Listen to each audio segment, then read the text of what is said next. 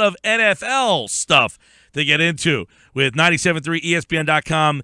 Eagles and NFL insider from FanRag Sports NFL, John McMullen, and he is with us live on the Sports Bash 97.3 ESPN. John's appearance today on the show brought to you by Matt Black Kia. They want to get you approved today. Matt Black Kia, 6211 Black Horse Pike, Egg Harbor Township. John, what's up, my friend? I'm a little stunned listening to you guys banter back and forth. About my milkshake? All, Mike, you live at the beach. By definition, you're a beach guy. Yeah. You know what? When I was a kid, okay, when I was a young kid, I lived in Margate on the beach. Like my house that I grew up in was a block from the beach. I would get up, and I'd be on that beach from the time it opened till the time they threw me off. I believe that I beached myself out. I was beached out. I didn't think it was possible to be beached out, but that's because I don't live near the beach. See, we all want to get to the beach until we're at the beach. I now have a pool, so I go pool. I don't blame you. I'm a little antisocial as well. I'm kind of an introvert if you haven't met me. Although, it's got to be a private pool, because have you seen some of the stories about certain things people do in public pools? Yes, John. One of the pools, by the way, down in Clearwater Beach had to be closed because some young child went number 2 in the pool. The sign you're thinking of. It was confirmed. It was not a baby Ruth. It was confirmed. When I was in Punta Cana, the pool had to be closed because a young lady puked in the pool. This was a young kid pooping in the pool. Oh, man. Exactly. Yeah. So nothing good happens. Basically, nothing good happens in any public environment. Right. Beach, pool, to prove your anything. point. Right. Proving your point that a public. My pool. It was me and my friend who went with me, and we had. Let's say that we were the youngest people there by about 20 years. So no one was going in that water but us. We had our own little private pool there. It seemed like. Yeah, and I'm with you. If there's an option to have a pool, you go pool over the ocean. Too many things swimming along with you. All right, John, let's get into some stuff. A lot of NFL news while I was gone. So some of these things, you can yell at me if I touched on that the guys had asked you the last couple of days or so. But let's start with – I want to start with the Romo stuff. Why hasn't anything happened on the Romo front?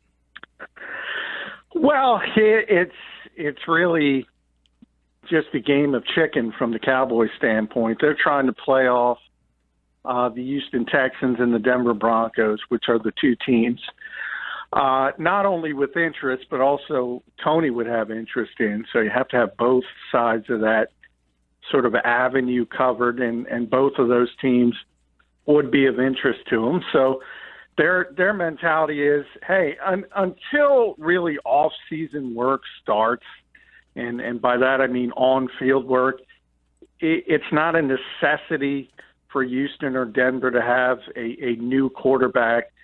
So there is some time, and the Cowboys are going to milk it to the best of their ability and try to get something in return for him. But on the other hand, the teams know ultimately they have to release him, and that's where the game of chicken comes in. From the Texans' standpoint, I believe they think they have Tony Romo. That's where he wants to play. So I don't think they feel any need to offer the Cowboys anything and just wait it out. And I ultimately think that's where this is going to end up. He's going to be released, and he's going to end up in Houston. So we're just kind of waiting. Is there a certain date that makes more sense? I mean, is there something contractually that makes more sense for Dallas? No, I mean, they could release him now and designate it post-June 1st. So it's not really the timing. It's really the timing from the other team's aspect in that, say, Houston, obviously, they're going to have a new quarterback. So if you believe that's where he's going to end up, as I do, they want him in the program for the off-season stuff. And they didn't trade Osweiler. They didn't trade Osweiler with the thought of getting Romo. They were trading Osweiler because somebody took him. Well, yeah. I mean, well, that is just killing two birds with one stone. They're thrilled to get rid of him.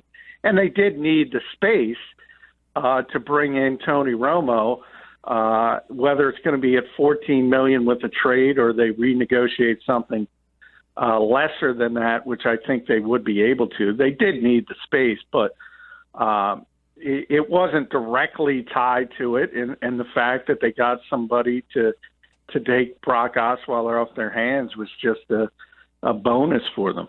John, forgive me if I'm wrong, but didn't Tony Romo think that he would be gone by now? Didn't he do like a video from his own weight room, not on the Cowboys complex, kind of updating the people that are fans of Tony Romo of what the latest was? And didn't he think that he'd be gone by now? Yeah, everybody did, and that's because the Cowboys leaked that they were going to release him, and they changed their mind and said, let's wait a little bit and see if we can get something in return for him, because they realized it doesn't matter. They're not really in play. You know, the large part of free agency is done, so there's no big ticket items. You don't have to create space for your draft class yet, so it's a little area of the calendar where they don't need the money immediately, where they will need it at some point, and they're just trying to take advantage of that and trying to get Denver or Houston to offer up a draft pick. There are a couple of big names, though, even though the big portion of free agency, Adrian Peterson, Jamal Charles, there are some bigger names. What is the time frame you see those guys landing jobs? After the draft, before the draft, training camp? I mean, signings keep trickling in. There's been about 20 guys who have signed this week if you total them up, so obviously lesser profile. And there's still a number of names out there, so they're going to keep going in that direction. The whole problem with Adrian Peterson is he values himself higher than teams around the NFL do, and he has a difficult time, is having a difficult time coming to grips with the knowledge that he's not going to get the money that he expected. I think if you look at Seattle, for instance, what they gave Eddie Lacy, they probably would have signed Adrian Peterson if he would have took that money, but he's not at that stage where he believes he wants to take that money. And I think we talked about this, Mike, weeks ago. I think ultimately he might be one of those guys that looks in the mirror and say, why am I playing this for this amount of money? He might walk away from the game because he values himself more than the NFL values him right now. John, what does the Cam Newton injury mean for Carolina? Well, that's a big injury, and the timetable for that I wrote about on FanRag Sports today. It's really razor thin. I mean, he's scheduled to undergo surgery on March 30th. He's out for all the off-season work, and they hope to have him back for the beginning of training camp. But if they go in, it's a partially torn rotator cuff, and they find more damage than they expected, or something goes wrong in the rehab aspect of it, all of a sudden Cam Newton might not be there week one. And obviously you're talking about a former MVP. That's a pretty big deal for the Carolina Panthers. John McMullen, 97.3 ESPN.com. FanRag Sports, NFL's national NFL columnist. You can check out his NFL national stuff there at JF McMullen on Twitter. Your take, there was a little back and forth the other day. I don't know if you guys touched on the Bennie Logan stuff, but what you know about, I guess it was Charles Robinson of Yahoo said that the Eagles approached him about a big extension and basically saying, wow, you didn't take that. Bennie Logan actually tweeted and said, well, name your source, because it sounded like he wasn't denying it, but he was almost saying, name your source, buddy. But he didn't say no, did he? I didn't see any follow-up to that. No.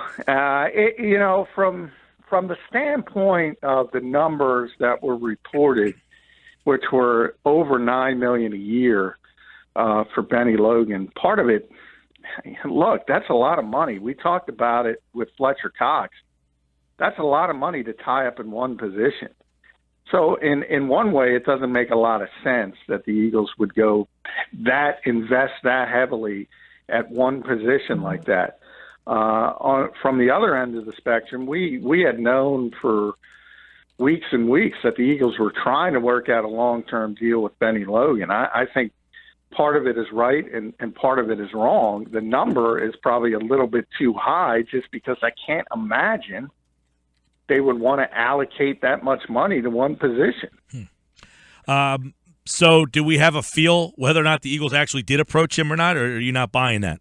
Yeah, no question. Yeah, that's what I said. There's no question. We knew. We reported during the season they were trying to work out a long-term deal with Bennie. Yes. The only thing I question is the number. A number of $6 or $7 million. That sounds like more sensible from the Eagles' standpoint, and it would also explain why Bennie turned it down. So, if he turned down $10 million a year. That's crazy, and from both ends of the spectrum. It's crazy for the Eagles to want to put that much money into the defensive tackle position, and it's crazy for Bennie to walk away from that. Sports Bash Live, 97.3 ESPN. A couple interesting things. And again, apologize if you guys hit on some of these things with John. I wasn't here the last couple of days, so I don't know, but I find it interesting that Josh McCown is with the Jets. I guess that shows either A, they have no confidence in the two young kids they have, or are they bringing McCown in to be the backup and hoping that he pushes one of those young guys ahead of the other? Or plan C, they're tanking to go for the USC kid, and they're going with Josh McCown. It works so well for the Browns. So there could be a number of options. Hey, the Jets are a mess at the quarterback position. I think from everything I've heard, they're not very high on Christian Hackenberg. Obviously, Bryce Petty's not a starting quarterback in this league. So I kind of talked about that with Josh a little bit in that you can look at it from two ways if you're the Jets. Obviously, you made a bad mistake by reaching for Hackenberg in the second round. But if you do make a mistake, it's best to admit it and just move on instead of pretending otherwise. And I think that's where the Jets are. And I think they do want to be set up, whether it's they might take a quarterback this year in the draft. Forget about next year. They have to fix that position. And it's pretty evident they don't believe Hackenberg and certainly Petty are the answer to their problem. John, last year, one of the narratives throughout the season was how long the games are and what the ratings are and where the numbers are. And Roger Goodell came out with some ideas he thought, or at least is coming out with some comments on how to reduce the length of games and the commercial breaks and that stuff. Will this work? Are you on board with what the commissioner is saying for tightening up the games? On board. I think that's one of the top 10 dumbest letters I've ever read to the fans of the NFL. I mean, first of all, you're treating them like they're idiots. And it's specifically targeted at millennials, so take that as you may. But obviously, you have this short attention span culture, and the league believes that too many commercial breaks are a cause of sort of the declining popularity. So what they essentially said is they're going to cut down the breaks, but they're going to increase the time of the breaks. So it ends up being going from 1:50 to 2:20, so they could sell more advertising time. Just do it in lesser chunks. Now, if the fans want to buy this, hey, that's up to them. If it makes it more watchable, I would think if you have an issue, how about improving the product? That will engage people. Whether how many commercial breaks there are.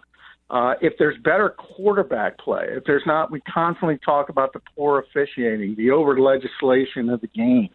How about addressing that instead of worrying about whether the game is 3 hours and 7 minutes or 3 hours and 8 minutes? It's just a waste of time from my standpoint. How about addressing, while you're at it, why Jay Cutler and Colin Kaepernick, two of the bigger name guys, don't have jobs?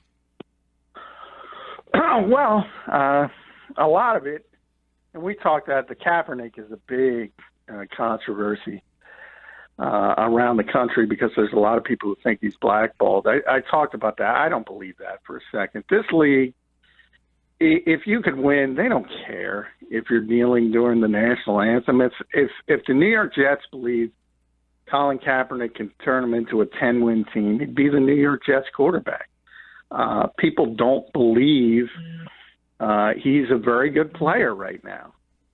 And then on top of it, yeah, you do have the distraction in that if you're a coach in this league and you have a 15-minute press conference, you don't want to talk about the backup quarterback for 10 minutes.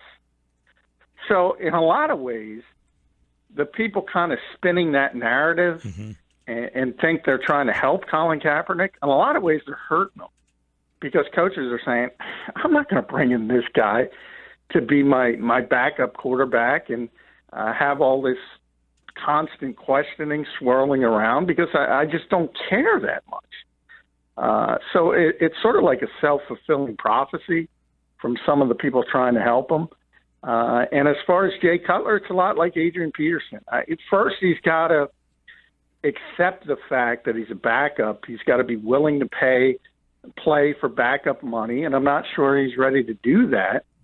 And then on top of that, if you think about his reputation as a leader, if you think about the bad body language, he's not necessarily the guy you want to bring in as a backup quarterback in this league. Yeah, and do you think Cutler would be more apt to just say, you know what, I'm done? Yeah, I think he's one of those guys, yeah. And I think that's the way it's going, because obviously, basically nobody's looking for a starter now, except maybe Houston, and that's because they're waiting on Tony Romo. So there's no openings to be a starter. Unless you argue that Brian Hoyer or Josh McCown aren't starters, and they probably aren't from a, talent standpoint, but from their team's mentality, they're going to be the starters. I just don't think he's willing to accept a role as a backup, and I just don't think it's a great fit. So I think ultimately he's just going to walk away. All right. Yeah, I know a couple things I saw while I was gone. One on. Correct me if I'm wrong here, the NFL put some rule changes out there. One was given a warning. Was this like a yellow card for celebration stuff?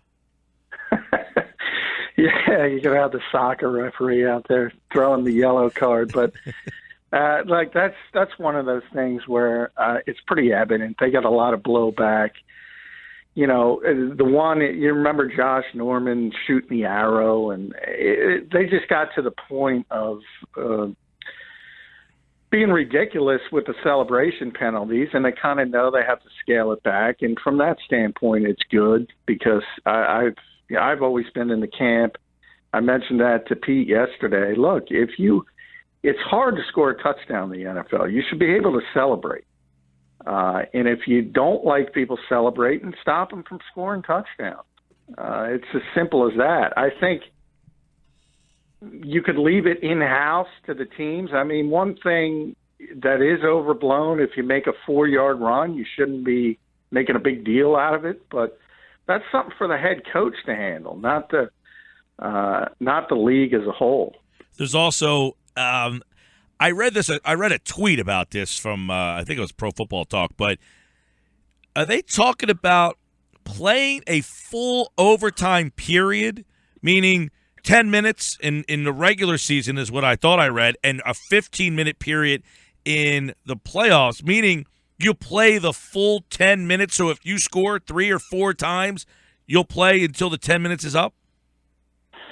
Yeah, I mean, they're talking about a lot of things, and we have to see. The league meetings are next week, so we'll see which makes it to the table. But, yeah, the 10-minute thing is in the equation. There are some coaches who want to go to the college system, where you start at the 25, and I hate that system.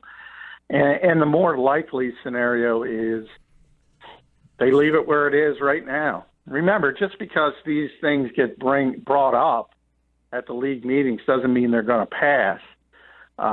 So they're always looking for ways seemingly to improve overtime. I would prefer, to be honest, a 10-minute period where you play it like a quarter and it ends as it ends, no matter how many times you get the football, because I think that's the fair way of doing it. But then you have the safety issues, you have the extra football, you have all this stuff that enters into it. So ultimately, I don't think there is going to be a change as far as overtime goes. All right, we'll look forward to some of the new rule changes. I know there are a lot of topics up for debate next week. Sports Bash Live, John McMullen, national NFL columnist, FanRag NFL, 97.3 ESPN.com for all the Eagles, news and notes on the offseason, and, of course, at JF McMullen on Twitter. Johnny Mac, take care, pal. Hey, take care. It's almost beach season. Get excited.